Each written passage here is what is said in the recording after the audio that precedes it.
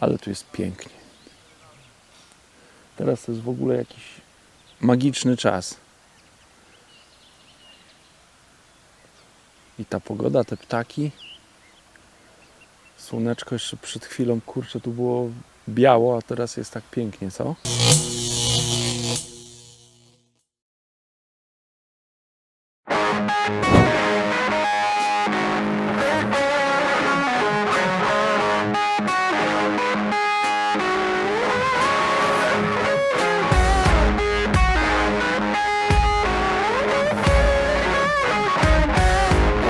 Poszło lordzie.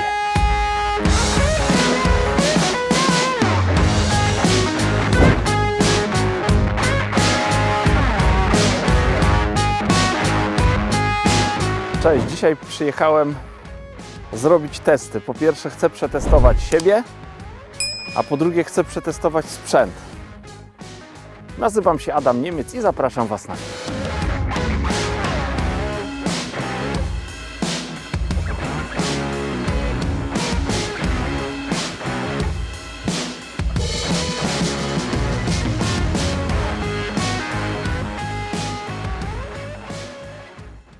Masz, Misiek. Misiek, chodź, masz. Masz, Misiek. No chodź. Nie chcesz? Mówiąc na bardzo dużym dystansie, nie można zapominać o zabezpieczeniu palca. Bardzo ważna rzecz. Zabezpieczajcie sobie palec na czas rzucania. Ja dzisiaj to zrobię plastrem. Ale też pamiętajcie, że hamulec musi być w kołowrotku dokręcony na beton. Tam nie może ani milimetr z tego kołowrotka wychodzić. Ostatnio jak byłem na rybach, to nie zabezpieczyłem sobie palca i przy jednym zarzucie niestety plecionka mi się wcięła w opuszek, więc mam delikatnie uszkodzony ten opuszek. Ale mam ze sobą apteczkę, więc zabezpieczę sobie go plasterkiem. No i mam nadzieję, że teraz będzie ok.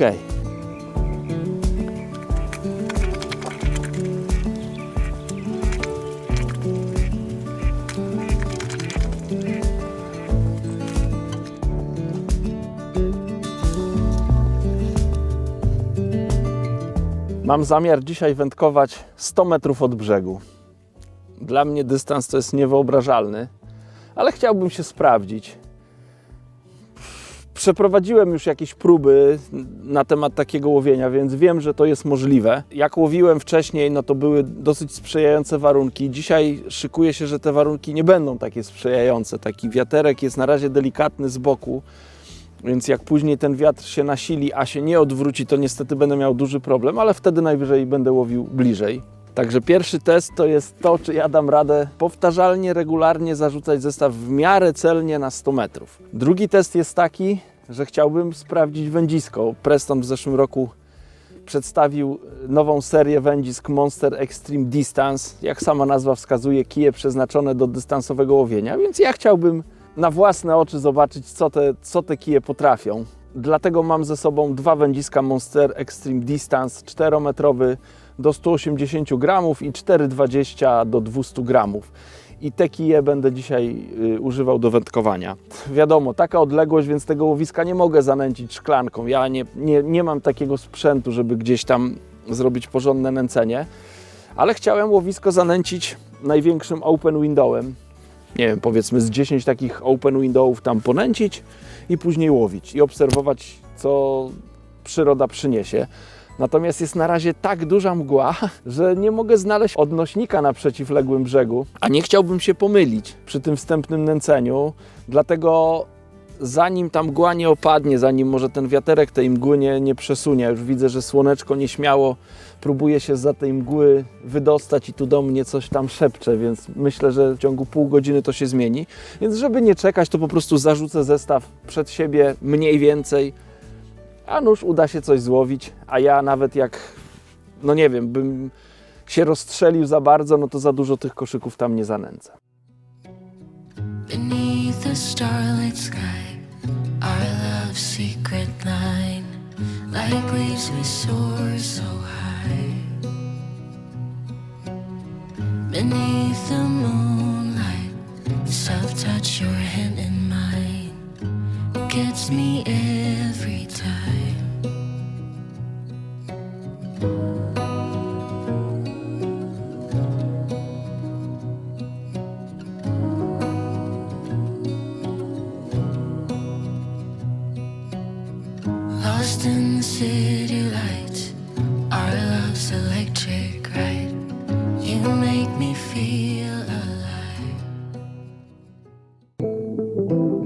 kołowrotku mam nawinięte 150 metrów plecionki Absolute Feeder Braid. Do tego dałem strzałówkę też z plecionki Absolute Feeder Braid, ale o średnicy 0,12, około 15 metrów. No i na końcu tej plecionki stworzyłem taki zestaw. To jest zestaw helikopterowy, a składa się po kolei. Tutaj na górze jest jeden stoper gumowy, później jest szybkozłączka do zakładania przyponu. Poniżej tego są dwa stoperki gumowe i na samym końcu dowiązałem krętlik zagrawką. I teraz jak to działa? Do krętlika zagrawką montuję koszyczek. Więc to już mam, o, tak to wygląda. Na szybkozłączkę zakładam przypon. Prosty temat, łatwo się zakłada, łatwo się zdejmuje, więc jak chciałbym w czasie łowienia donęcić, to tylko wystarczy zdjąć ten przypon i mam prosty zestaw z koszyczkiem do nęcenia. Zobaczcie, jak działa ten przypon. To jest zestaw helikopterowy. Helikopterowy dlatego, że ten przypon na tej szybkozłączce, no można sobie wyobrazić, jak to jest tak, że on może podczas lotu kręcić się jak śmigło, powiedzmy, w helikopterze, więc ja myślę, że dlatego jest nazwa helikopterowy. Ten górny stoper ogranicza przypon, żeby podczas lotu nie zsuwał się po plecionce, więc ten górny stoper służy do tego, żeby zablokować przypon w czasie lotu. Natomiast te dwa stoperki, które znajdują się pod tą szybkozłączką, ograniczają przypon, gdy on leży na dnie. Tak jakby tworzy się, można sobie wyobrazić, że to jest taki feather link. Czyli jak zestaw leży sobie na dnie i ryba bierze, no to wtedy, o, to jest zestaw, to leży na dnie, jak ryba bierze, to wtedy nie porusza naszego koszyczka, tylko mamy sygnalizację na szczytówce, więc ciężki koszyczek 75 czy 60 gramowy leży sobie, a my możemy zaobserwować branie na szczytówce. 100 metrów to nie jest 100 metrów, które tak mniej więcej określam na oko, tylko to jest 100 metrów zmierzone na kijkach. Pomiędzy kijkami mam sznurek 5-metrowy, więc 20 okrążeń muszę zrobić, znaczy 20 długości.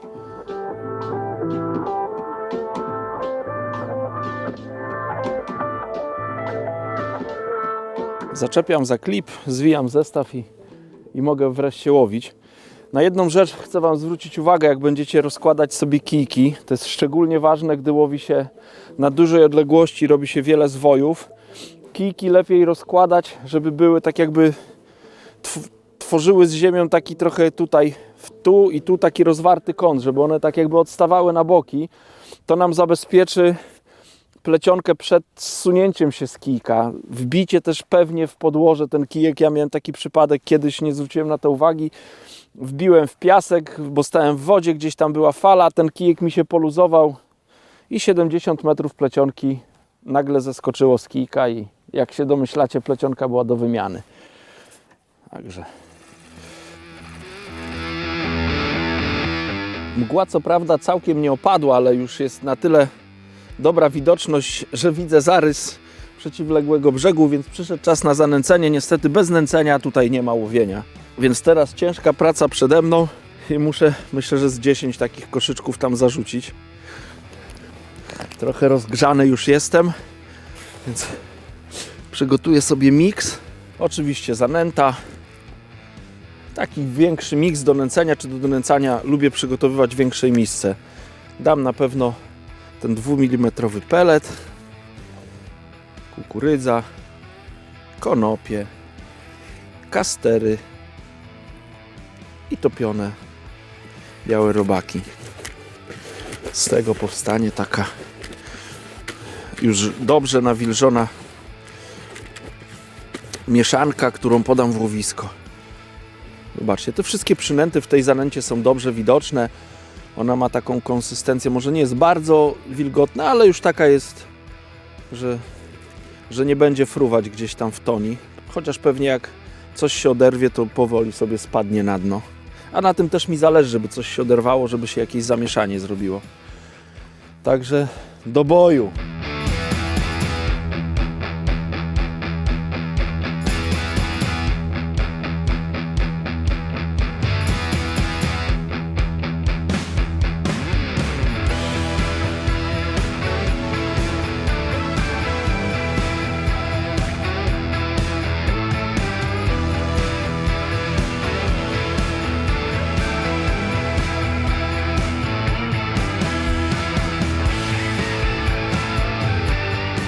Przede mną ostatni zarzut, już ten nęcący.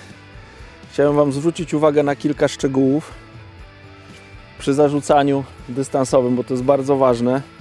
Trzeba mieć pewność, że nigdzie plecionka nie jest zaczepiona o przelotkę, że tu wszystko idzie płynnie. Więc ja po nabiciu koszyczka wybieram luz, wtedy też nawijając na kołowrotek czuję, że się tam nic nie zaplątało. Pozostawiam sobie, myślę, że to jest ponad metr.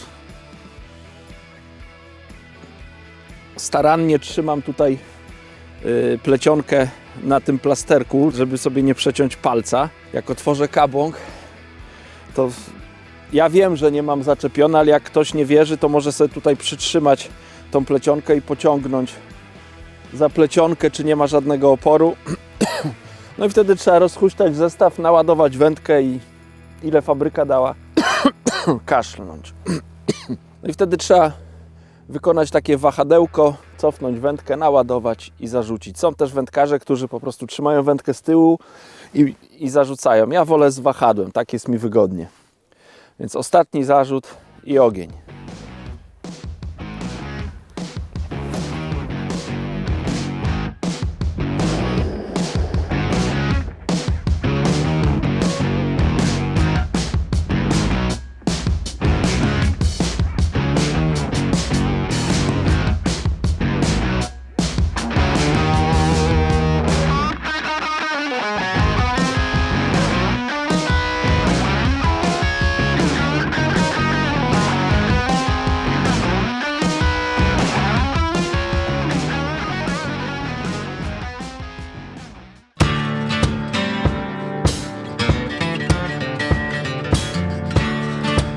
Wydawało mi się, że branie miałem.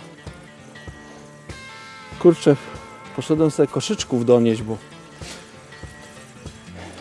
niestety wykonałem chyba zły węzeł, bo parę razy mi ten koszyczek przy zarzucie się urwał.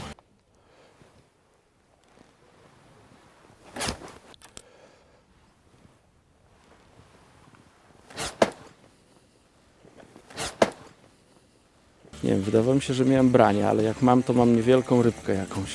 Tak, no coś tam jest, więc jakąś pierwszą rybkę złowiłem. Mała płotka zasygnalizowała branie, więc super. Wypuszczam. 100 metrów, bracie, 100 metrów. I pani płotka wzięła.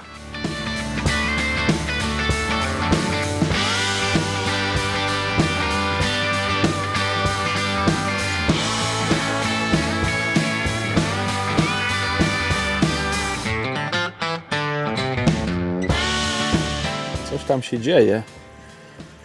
Miałem jakieś branka, była płotka, później spudłowałem branie, teraz zarzut i jest chyba coś większego.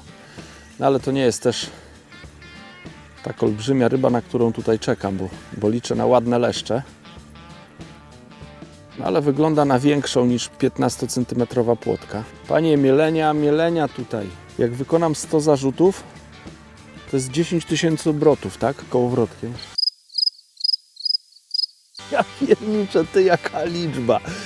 Ale jakie ładne kolorki ma. Taki, przynajmniej w tych okularach.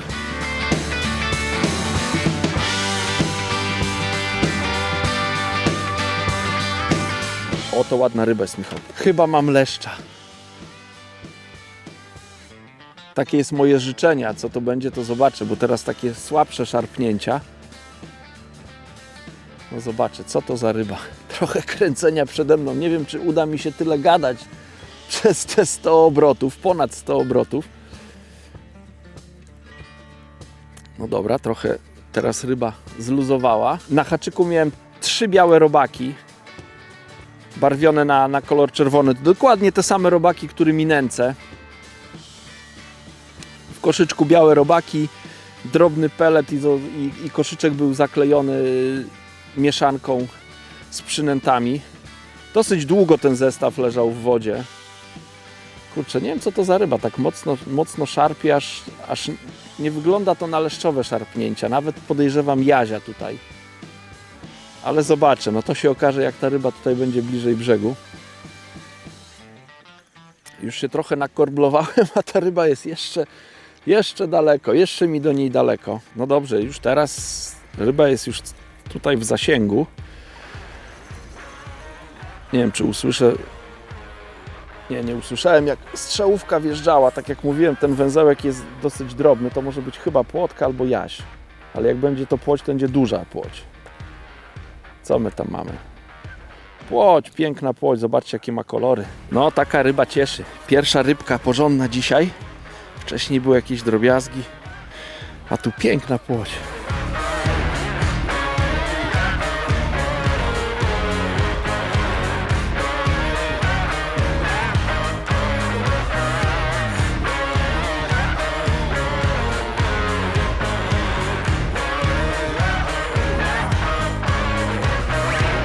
To mi wygląda na pana płoć. Takie mam przeczucie, że to jest pan. Także panie, dziękuję ci, że... Ojejku. Dziękuję, że byłeś i płyń. Ładnie się z nami pożegnał.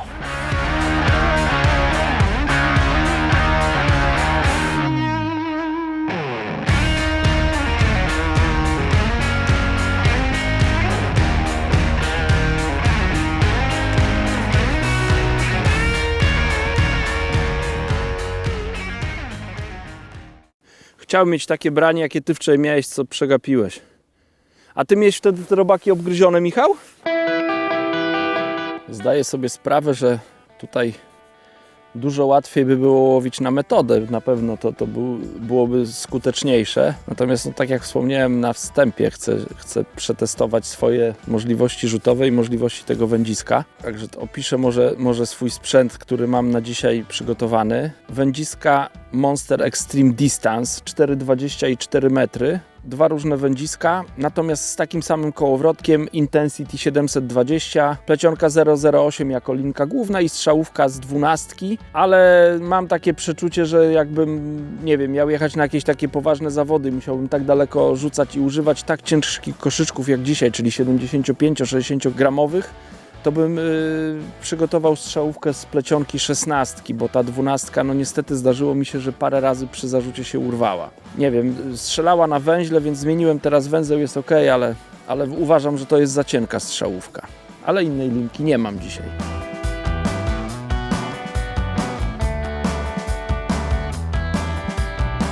Kolejny zarzut, kolejna przygoda. Wzięła następna ryba. Teraz to już wierzę w to, że to będzie leszcz. Może nie będzie jakiś wielki byk, ale to będzie leszcz. Wiadomo, łowienie dystansowe to jest łowienie, które wymaga od nas dużego wkładu energii, siły i tak dalej. Więc no warto, żeby łowić duże ryby. No bez sensu jest łowić daleko i łowić małe rybki. Dlatego ja bardzo bym się cieszył, jakbym łowił duże leszcze, no bo wtedy to łowienie miałoby uzasadnienie. No i dlatego mam nadzieję, że to będzie pierwszy z wielu leszczy, które będę mógł zaprezentować. Zestaw jest dosyć sztywny, no bo wędzisko jest dystansowe. O kurczę, tu jakiś zaczep mam. Muszę wstać, bo w coś ta ryba weszła teraz. Duży opór czuję. Nie chcę gwałtownie szarpać, żeby jej nie wyrwać haczyka z pyska. Wracając do myśli, zestaw jest dosyć sztywny, no bo to jest wędzisko dystansowe, które ma szczególnie tutaj tą dolną część bardziej sztywną jak powiedzmy takie tradycyjne federy. O, teraz pięknie się szarpnął. No to chyba będzie ładna ryba. Bardzo mnie to cieszy. Na taką rybę tutaj chyba przyjechałem. Więc wędzisko jest sztywne.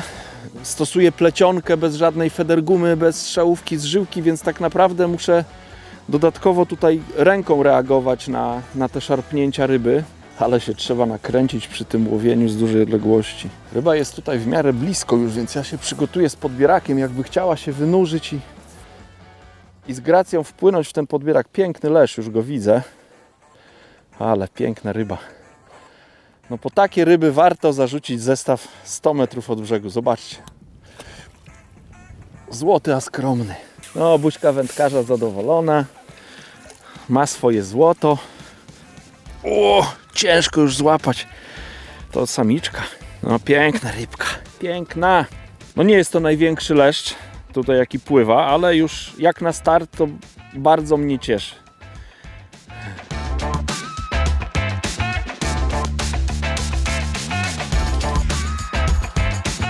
No dobra, rybko, płyń sobie. Ale masz piękne słońce na odchodne.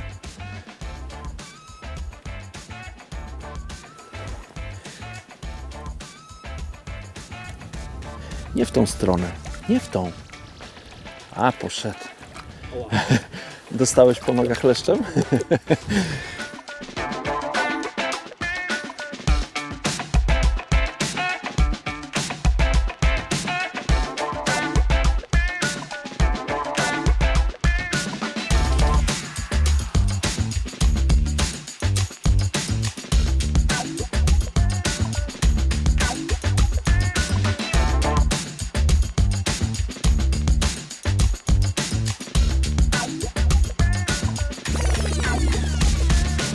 Troszkę się zagalopowałem, bo chciałem dobrać się wreszcie do tych ryb. Opowiadałem o wędzisku, natomiast zapomniałem wspomnieć o zanęcie, którą dzisiaj przygotowałem. Nie jest ona bardzo skomplikowana. Zanęta Sonubites F1 Dark. Mam ją w pojemniku, ale oprócz tej zanęty przygotowałem też 2 mm pelet. Też mam nieduży pojemnik tego peletu i regularnie dodaję do tej mieszanki, którą podaję w łowisko. No i oprócz tego takie tradycyjne przynęty, które się używa do federa klasycznego, czyli kastery, białe robaki, mam też dendrobeny. Przygotowałem też konopie gotowane, no bo tutaj występują piękne płocie oraz zblendowaną kukurydzę. Zanęta F1 Dark oparta na mielonych peletach. No to jest zanęta, która być może rybom kojarzy się z takim karpiowym żarciem. Na tym łowisku karpiarzy nie brakuje, więc te leszcze, myślę, płocie, jazie bardzo dobrze znają smak zanęty z mączką rybną. No i dlatego też przygotowałem pelet, no bo ten pelet to jest też na pewno coś, co tym rybom odpowiada. Znam wielu wędkarzy, którzy tutaj łowią na metodę, no i oni zapewne używają peletu i zanęty opartej na mączce rybnej. Na razie tych brań nie miałem zbyt wiele. Kilka ładnych ryb udało się złowić. Natomiast mam już jakieś swoje przemyślenia po tym wędkowaniu. Po pierwsze, nie można chyba bardzo często przerzucać zestawu. Trzeba się wykazać dużą cierpliwością. Zarówno branie leszcza, jak i branie tej ładnej płoci i jeszcze jednej płoci, którą miałem. Nie udało mi się ją pokazać do kamery, bo weszła mi w zaczep. Te brania nastąpiły po ponad 10 minutach, co oznacza, że ten zestaw w wodzie powinien się znajdować dłużej niż standardowo, no bo powiedzmy tak standardowo pewnie bym trzymał 6-8 minut, czasami może coś ponad 10. Natomiast tutaj te 3 brania i to nastąpiły jedno po drugim. Te brania nastąpiły regularnie jedno po drugim. No tak mogą świadczyć, że trzeba wyczekać dłużej tą rybę. Z czym może być to związane? No mam na to taką swoją teorię, że najprawdopodobniej z brakiem celności, no bo wiadomo, na 100 metrów ja nie jestem w stanie zarzucać koszyk, nie wiem, no w taki rejon, gdzie mam skupione ryby, wtedy te skupione ryby żerują na małym obszarze, no i wiadomo, szybciej trafią na moją przynętę. Przez to, że łowię na bardzo dużym dystansie, wystąpił wiatr, zdarza mi się, że nie jestem zadowolony z tego zarzutu, bo nie doleci idealnie do klipa. Gdzieś tam ten koszyczek nawet jak doleci do klipa, to poleci troszkę w prawo, troszkę w lewo, więc no mam wrażenie, że to moje łowisko jest dosyć rozstrzelone, więc te ryby muszą dłuższą drogę pokonać, żeby znaleźć moją przynętę. No, mogę oczywiście trafić, że zarzucę tam, gdzie będą już ryby i to branie nastąpi szybciej. Natomiast być może przez to, że tych takich kawałeczków z moją zanętą i z tymi przynętami na dnie jest kilka, czy już teraz kilkanaście, no to one muszą być aktywne w tym łowisku i trzeba na to branie poczekać. Być może też dłuższe oczekiwanie na branie może być związane, nie wiem, no to taka już myślę mniej wiarygodna teoria, ale też biorę to pod uwagę. Może być to związane z hałasem, który powoduje wpadający do wody koszyk. Tam ryby zazwyczaj nie są niepokojone przez wędkarzy, no bo raczej niewielu wędkarzy zarzuca zestaw na 100 metrów. Jeżeli nawet ktoś tak daleko łowi, to najczęściej są to karpiarze, którzy robią wywózki, więc te ryby daleko od brzegu czują się dosyć pewnie, a tu nagle coś z impetem wpada do wody, robi plusk, hałas, więc być może te ryby w pierwszym momencie odskakują i potrzeba troszkę czasu, żeby one przypłynęły do naszego zanęconego pola. Takie są moje przypuszczenia.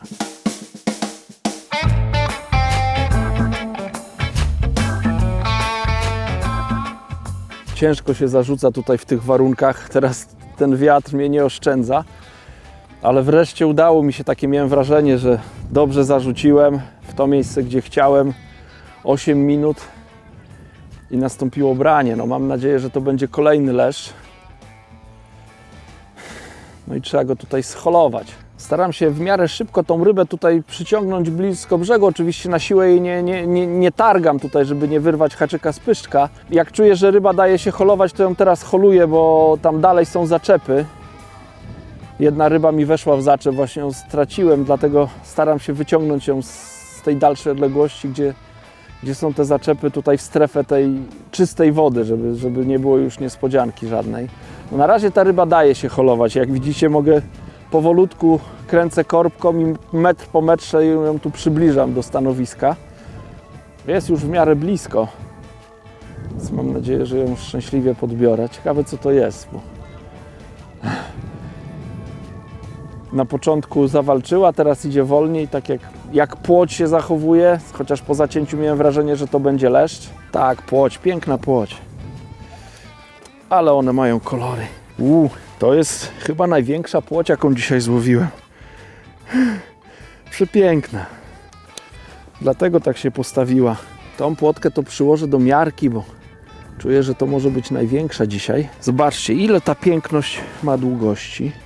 Pyszczek jest na 0. O, wcale nie myślałem, że więcej. Tutaj tak pod 36 cm rybka. Poczekaj, jeszcze Ci nie zaprezentowałem.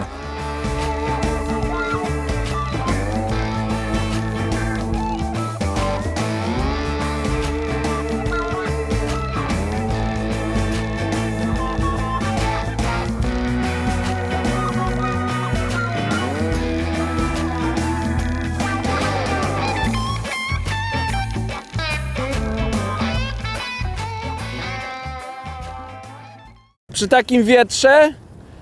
Panie, zobacz jak wieje. No dobra, no raz kozie śmierć.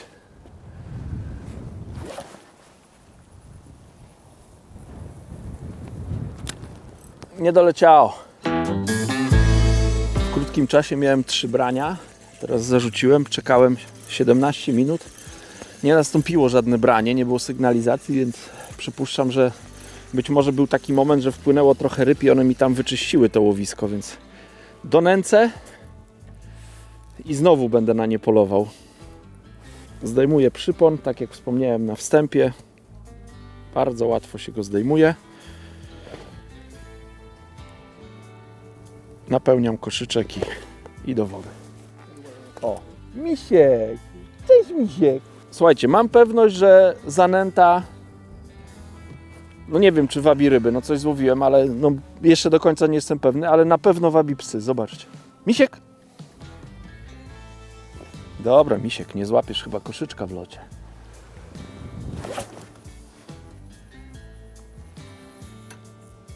Chciałbym zwrócić uwagę na jedną rzecz podczas takiego donęcania. Donęcam tym samym wędziskiem, tym samym zestawem, którym łowię. I tutaj takim, myślę, newralgicznym miejscem to jest łączenie strzałówki z linką główną. Czyli strzałówka wytrzymuje to mocne szarpnięcie. Później na kołowrotku jest cieńsza plecionka, dzięki której mogę, myślę, parę metrów dalej rzucić, niż miałbym grubszą. Więc jak napełniam koszyk i chciałbym go tam na dnie opróżnić, no to nie mogę zbyt mocno szarpać, bo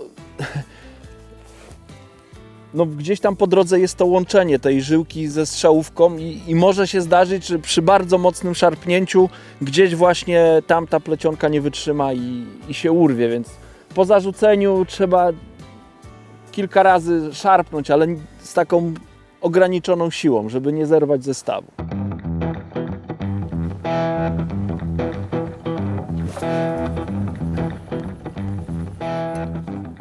Wow! O kur... Już chyba branie nawet miałem. No, naciągałem linkę i tak czyk, czułem. Nie wiem, czy się nie odbiła ta ryba od tego. Cholera za... To patrz. Nie, no mam ryb, zobacz. Tada! Skąd ty się tam... Jak ty się tam między nimi uchowałaś? Takie duże, ładne płocie, a ty taka malutka. Ale ładna też jesteś. Także wracaj tam do siebie.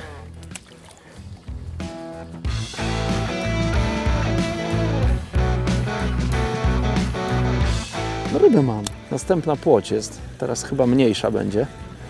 Niestety, bo tak łatwo się daje holować. A może... No zobaczymy, co to będzie za rybka. Ale wzięła zaraz po zarzuceniu. Tak jakby tą opadającą przynętę pochwyciła. W ogóle zauważyłem, że płocią tutaj bardzo pasują kastery. To jest coś, co myślę, że działa na te płocie. Teraz miałem po raz kolejny właśnie kastery w koszyku i trochę konopi. I tylko okienko zasłonięte mieszanką, więc one zasmakowały w kasterach. To jest taka przynęta, która na pewno im pasuje. Więc będę ponawiał te zarzuty z tymi kasterami. Być może będę mógł regularnie łowić płocie. No jeżeli by mi brały takie płocie, jak Wam przed chwilą zaprezentowałem, no to ja się nie będę na nie obrażał i też się będę cieszył z takiego wędkowania, no bo to też jest bardzo przyjemne. Płotki 15 cm niekoniecznie, ale takie powyżej 35 to jak najbardziej. Pięknie walczy skubana. Tak na początku nie dawała o sobie znać. Myślałem, że to jest jedna z tych mniejszych, ale to chyba będzie z dobrej półki ryba. Parę razy się szarpnęła. Dobra, ryba już jest prawie w zasięgu podbieraka, więc mogę ją tutaj scholować.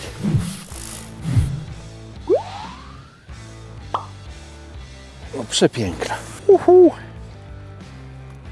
Takie cudo. No ponad 30 cm.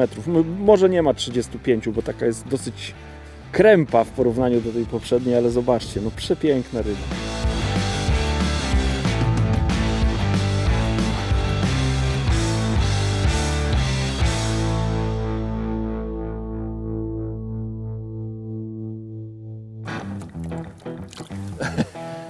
No bez trzacha, co?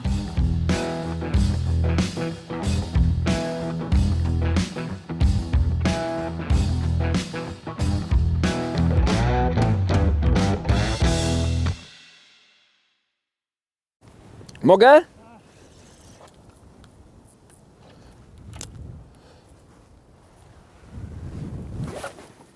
Poszło, lordzie!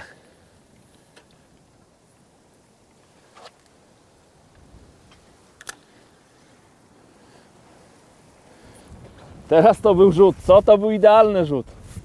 No w takich trudnych warunkach, teraz to już nie ma miękkiej gry, co? Na początku da, tam flautka, rzucamy, a teraz idzie ostro. Wspomniałem o sprzęcie do łowienia na dystansie, czyli o wędzisku, plecionce, strzałówce, zestawie oraz o koszyczkach. Teraz chciałbym powiedzieć kilka słów o zarzucaniu. Po pierwsze i najważniejsze chyba w zarzucaniu na dużą odległość, to według mnie są dwie rzeczy.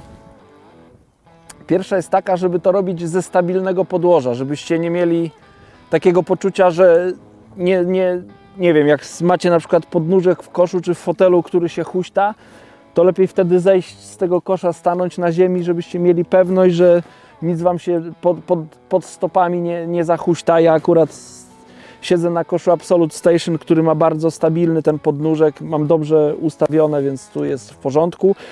Ponadto mam tutaj tą pierwszą belkę podwyższoną, więc ja sobie tutaj zapieram się palcami i też mam takie wrażenie, że to jest taka troszkę burta, która mnie przytrzymuje, żebym za wędką nie poleciał. A druga taka ważna sprawa, żeby powtarzalnie daleko rzucać, to jest wiara w ten sprzęt. Nie może być w głowie jakiegoś takiego myślenia, kurczę, za mną są jakieś krzaki, trawy, barierka, cokolwiek, o co mogę zawadzić. Dlatego ja zarzucam stojąc, jest wygodniej zarzucać daleko.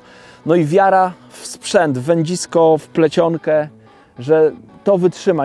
Nie możemy się zastanawiać i mieć w głowie czegoś takiego, kurczę, czy ja nie złamię wędki, czy się nie urwie linka, bo wtedy nasz rzut nie będzie na 100%, a zarzucając zestaw na taką dużą odległość, trzeba to zrobić na 100%, ile pary w rękach. Ja wiem, że do kamery tak, szczególnie przy prezentacji, to nie jest łatwo, ale spróbuję to zrobić. Przypominam, hamulec dokręcony na beton, to jest bardzo ważne. Tutaj nie może być nic zaplątane za siebie i mocny wymach do przodu. O, akurat wiaterek przyszedł tak, żeby nie było tak łatwo.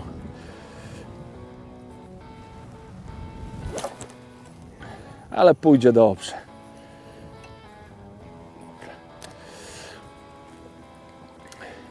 Jak zwróciliście uwagę, taki zarzut na dużą odległość wymaga pracy prawej ręki, ale też bardzo ważna jest lewa ręka w przypadku osób praworęcznych.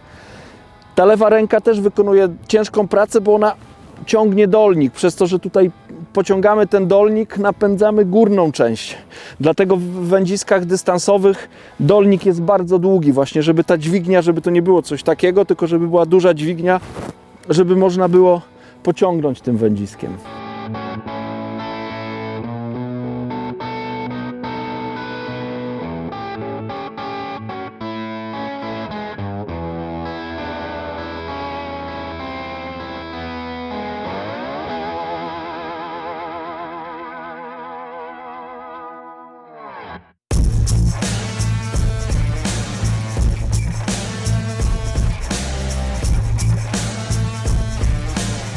O, ale to mamy pana leszcza. Kurna, teraz to już nie ma wątpliwości. Michał, jesteś gotowy na 3 kg? Wysoko trzymam wędzisko, żeby gdzieś ten koszyczek nie wplątał się w te zaczepy, bo tam po drodze nie wiem co to jest, czy to jest gałąź, ale myślę, że jak wcześniej miałem zaczep, to tak jakby ten koszyk był w zaczepie. To nie ryba weszła w zaczep, tylko koszyk się zaczepił. Koszyk jest ciężki, ma 75 gramów, więc on wiadomo ciąży.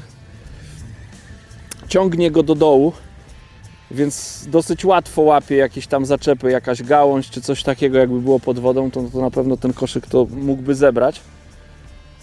Chyba mi się udało tego leszcza tam przynajmniej wyciągnąć z łowiska. No teraz muszę go... O, pięknie tam walczy, pięknie szarpie pyskiem. Branie znowu nastąpiło dosyć szybko, tak jakby się te ryby teraz nakręciły. Niecałe 3 minuty i było branie. I branie było bardzo wyraźne. Zresztą pewnie to widzieliście, bo Michał miał przygotowaną na to kamerę. Trzymał rękę na pulsie. O, dobra, przestał się szarpać. Mam nadzieję, że parę metrów odzyskam trochę szybciej. Tak było pięknie, no. O, ruszył. Wyciągnąłem go. Skubaniec. Jeszcze czuję, gdzie idzie po tym zaczepie. Holender. Chyba duży jest, jak żagiel go po prostu ten wiatr wypchał tam, ciężarek uwolniłem z zaczepu, chyba go wyciągnąłem. No panie Niemiec, ale masz szczęście. No dobra, zejdę na poziom niżej, tutaj chyba już powinno być ok. Czyli muszę pamiętać, że ten zaczep jest tam bardzo daleko i drugi zaczep jest tutaj mniej więcej 40 metrów od brzegu, bo mniej więcej tak to było. No to jest ciężka ryba, ciężka, piękna ryba.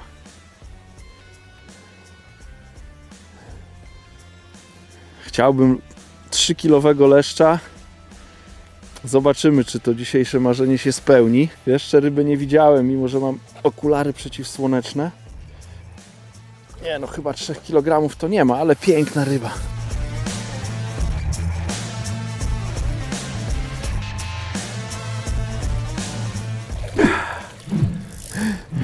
No to jest piękna ryba. Po takie ryby właśnie się zarzuca zestaw daleko od brzegu. To jest największa nagroda. W 2 ręce, bo już ciężko złapać. Zobaczcie. Ale jesteś piękny. Piękny, zdrowy i delikatnie zapięty. Dobrze, że z tego zaczepu się nie uwolniłeś.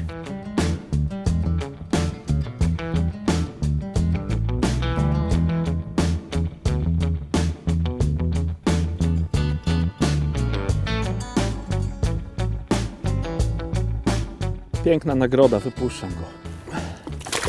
O! Przepraszam was, chciałem go z gracją bardziej pokazać, ale on miał inny plan na to. Michał, a ty masz do czyszczenia olej.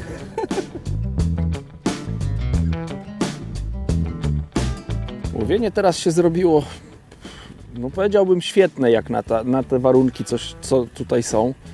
Nie za każdym razem dobrze uda mi się zarzucić, ale jak tylko trafię tam idealnie do klipa, wiatr nie zrobi dużego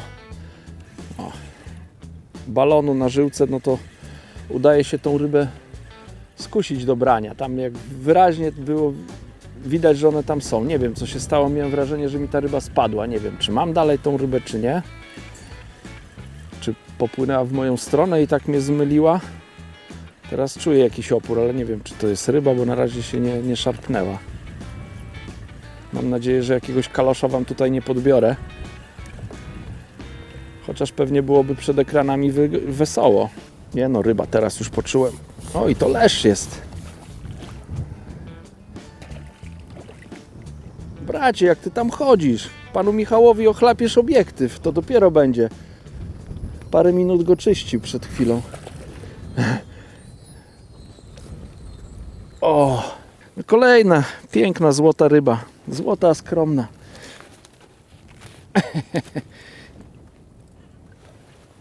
Tak podczas holu się nie postawił jak teraz. Taka rybka. Płyń do siebie tam do domciu i wołaj. Ojeju, ale one mają odpał. Ciekawe, ile czasu im zajmie dopłynięcie 100 metrów od brzegu. Jak obstawiacie? Napiszcie w komentarzu.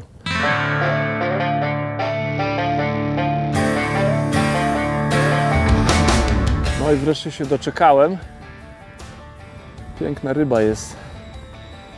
Mam nadzieję, że ominie te zaczepy, które tam po drodze czyhają. Trafi do podbieraka. Nie chce się łatwo poddać. Branie dosyć szybkie, 3 minuty minęły i ryba wzięła. O, teraz idzie dosyć łagodnie, więc mam nadzieję, że to potrwa jak najdłużej, że będę mógł ją w miarę jednostajnie tutaj scholować bez jakiejś szarpaniny z jej strony.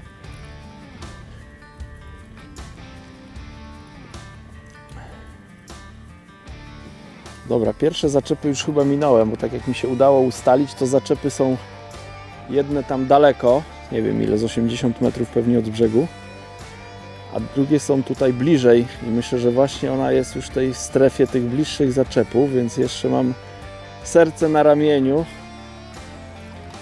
czy ta ryba nie skorzysta z okazji.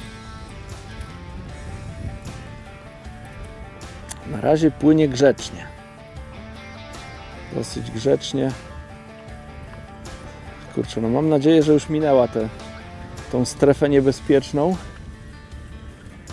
Na pewno jeszcze przy brzegu pokażę, na co ją stać. Tam na początku po zacięciu stanęła w miejscu, więc czułem, że to dosyć duża ryba. Teraz chyba wpadłem w dobry rytm, że ją tak mogę jednostajnie holować.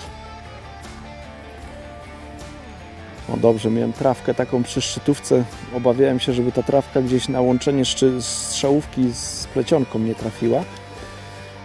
Dobra, ryba jest w miarę blisko. Przygotuję się z podbierakiem, żeby za bardzo mi tu nie harcowała przy powierzchni. O, wiry piękne na wodzie. Piękny leszcz.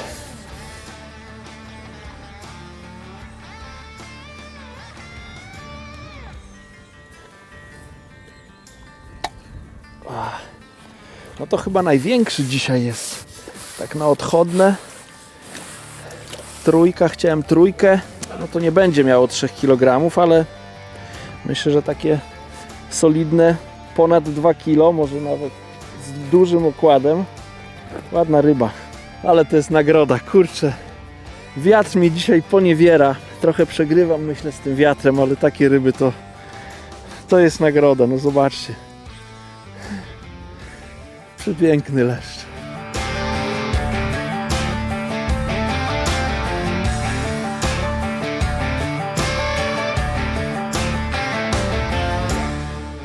Dobra, pięknie zapozowałaś, więc teraz odpływaj sobie w spokoju. Ale złoto.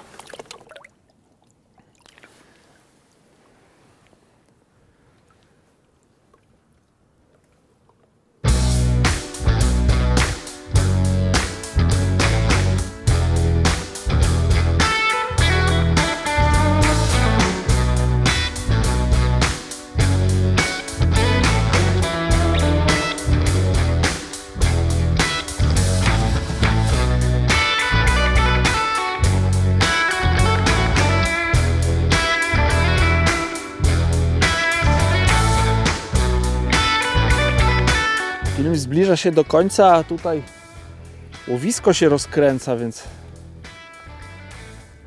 mam nadzieję, że teraz Płoć wam zaprezentuję. O, siedzi w zaczepie. Oj, ale wyrwałem z tego zaczepu. W następny weszło. Kurde, to ten koszyczek mi wchodzi. Mam nadzieję, że nie zląduje na ziemi. O, wyrwałem. W następnym siedzę. Holender, ale tam jest pole minowe. Trochę wyrwałem i znowu siedzę. Tym razem już na dobre. O, wyszło. Ale ryba cały czas jest. Dobra, muszę niestety trochę bardziej ofensywnie, przynajmniej w tej fazie. Dobra, idę na dół, bo mi się trochę w głowie kręci. Żeby tu nura nie dać. Pewnie byłoby śmiesznie, ale przy tych kołkach trochę niebezpiecznie. Dobra, ryba jest bliziutko już. Więc mam nadzieję, ją zgarnę. O, właśnie z koszyczka spadły jakieś śmieci. To krąpal taki jest. Zobaczcie, jaki krąpal. No to też jest taki krąb z górnej półki, bym powiedział. Ja bardzo cenię te ryby i szanuję. Właśnie, przepiękna ryba. Łowiąc takie ryby kiedyś byłem mistrzem Polski, więc mam do nich największy szacunek. Ludzie nie lubią krąpi, a ja krąpie uwielbiam. Piękna rybka. Ale może jeszcze przed zakończeniem, na zakończenie filmu coś jeszcze fajniejszego wpadnie. Płyń sobie, krąpalku.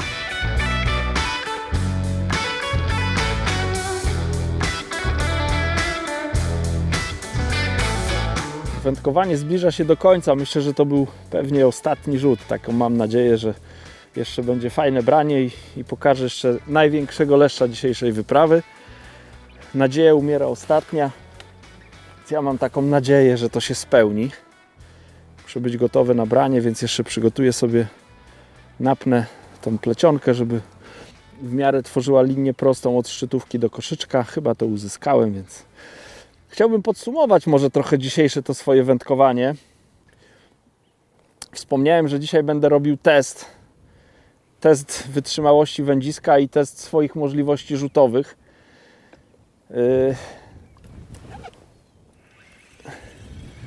Branie nastąpiło, ale ryba to nie jest ten duży leszcz, co chciałem wam pokazać, więc będę zwijał, chyba płotka jest i opowiem tutaj o swoich przemyśleniach.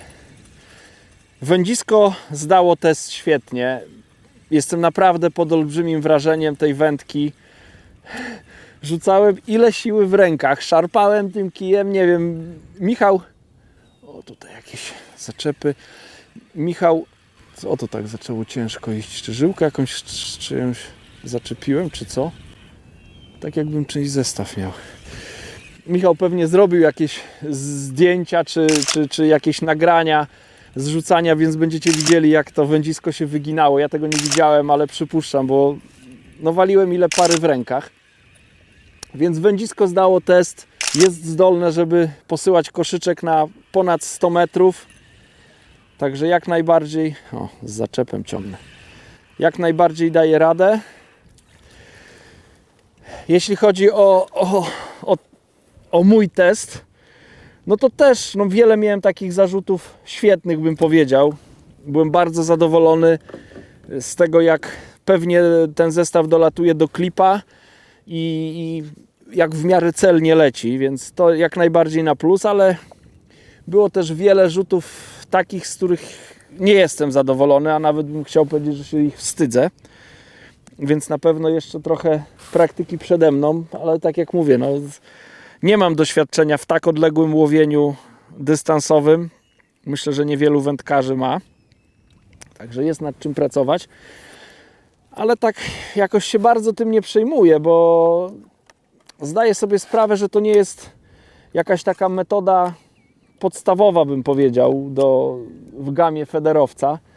No bo łowienie na 100 metrach od brzegu, no to jedyne zastosowanie, które widzę dla takiego łowienia, to jest na łowisku, gdzie nie ma zbyt wiele ryb i trzeba łowić daleko, żeby złowić jakąś rybę daleko, no bo tylko tamte ryby występują. Nie wiem z jakiego powodu, bo na przykład, nie wiem, jest jakiś dołek, górka, kancik, kawałek twardego dna, chociaż wygruntowanie też na tej odległości to też nie jest takie łatwe.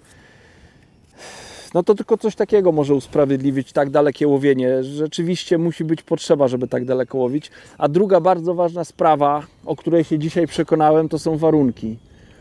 Dzisiaj według mnie to nie były warunki, które pozwalały na dobre łowienie na 100 metrze, bo wiał dosyć mocny wiatr. On taki może nie był idealnie wzdłuż, ale taki wzdłuż, ale w moją stronę, więc wybrzuszał za każdym prawie zarzuceniem tą plecionkę i z tym miałem największy problem. Nawet jak doleciało do klipa, to zanim te 100 metrów plecionki opadło na wodę, to powstawał balon.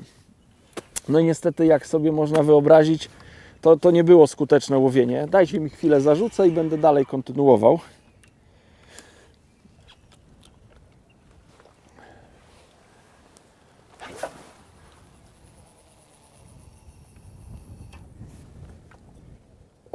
Muszę takiego wygibasa tu robić, żeby tą plecionkę jak najbardziej starać się wyprostować. Może nie udaje mi się to idealnie, ale tym razem chyba nie jest źle. Więc warunki do takiego wędkowania muszą być też odpowiednie. Ja taką analogię może spławikową zrobię. Zdarzały się też takie dni, że łowienie odległościówką było nieefektywne. No bo był, nie wiem, duży dryf, duża fala, przesuwało spławik i wtedy przynęta w wodzie wyglądała nienaturalnie, była źle zaprezentowana. No i byłoby mało brań. Tych brań dzisiaj było trochę. Ja czułem, że te ryby, był moment, że były w tym łowisku. Natomiast no, przegrałem trochę z dzisiejszą aurą. Wiatr, muszę przyznać, mnie pokonał. Chociaż i tak nie mogę narzekać, no bo nawet przy tak... Może to nie były najgorsze warunki, bo wyobrażam sobie większy wiatr i mogło być jeszcze gorzej. No ale przy takich, powiedzmy, słabych już warunkach do takiego odległościowego łowienia, na razie mam 4 leszcze i 7 innych ryb, w tym chyba ze 7 czy nawet 8, bo chyba miałem 4 ładne płocie, jednego ładnego krąpia i właśnie te 4 piękne leszcze, więc jak najbardziej i tak udany test, no bo łowić ryby z takiej odległości to jest super, ale zdaję sobie sprawę, że warunki mają bardzo duże znaczenie na to, czy się łowi dobrze, czy nie.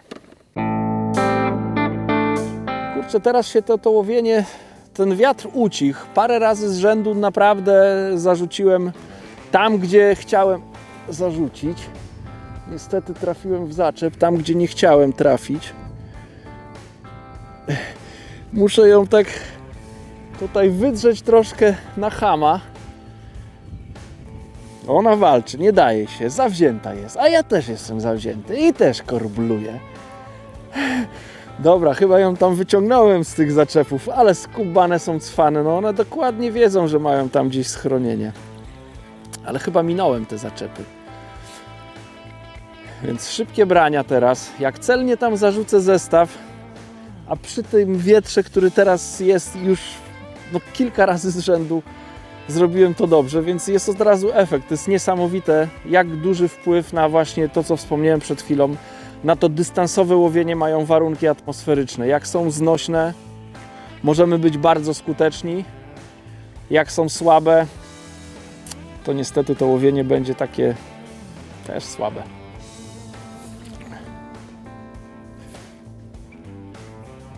No, piękna płoć.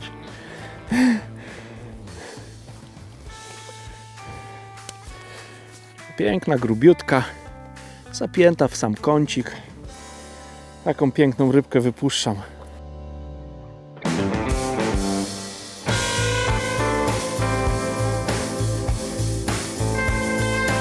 To była ostatnia ryba, którą dzisiaj Wam zaprezentowałem.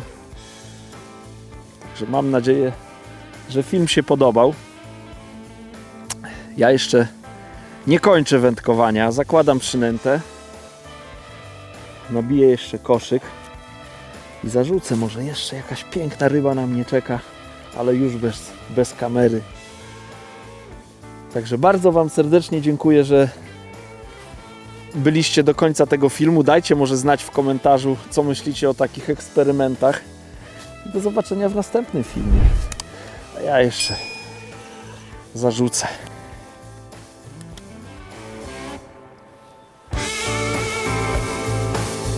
Poszło.